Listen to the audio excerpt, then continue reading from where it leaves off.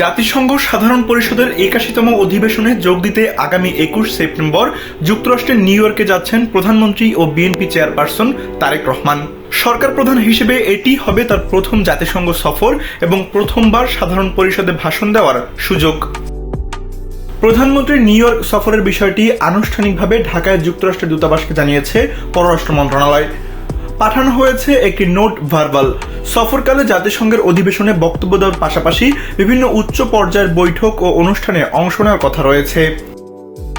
সংশ্লিষ্ট সূত্র জানিয়েছে, নিউ ইয়র্কে কয়েকদিন অবস্থানের পর সান ফ্রান্সিসকো যাওয়ার পরিকল্পনা রয়েছে তার।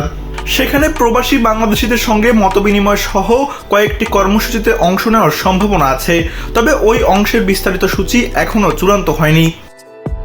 তারেক রহমানের ওই সফরকে গুরুত্ব দেওয়া হচ্ছে বাংলাদেশ যুক্তরাষ্ট্র সম্পর্কের প্রেক্ষাপটেও।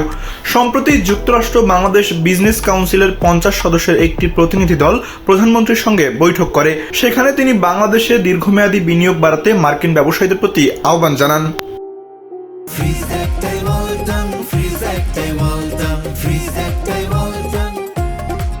এবারের জাতিসংঘ সফর তাই শুধু আন্তর্জাতিক মঞ্চে অংশগ্রহণ নয়, দুই দেশের কূটনৈতিক ও অর্থনৈতিক সম্পর্ক আরও এগিয়ে নেওয়ারও সুযোগ হিসেবে দেখা হচ্ছে। প্রায় ২ দশক পর বিএনপির কোনো সরকার প্রধান জাতিসংঘ সাধারণ পরিষদের অধিবেশনে অংশ নিতে যাচ্ছেন।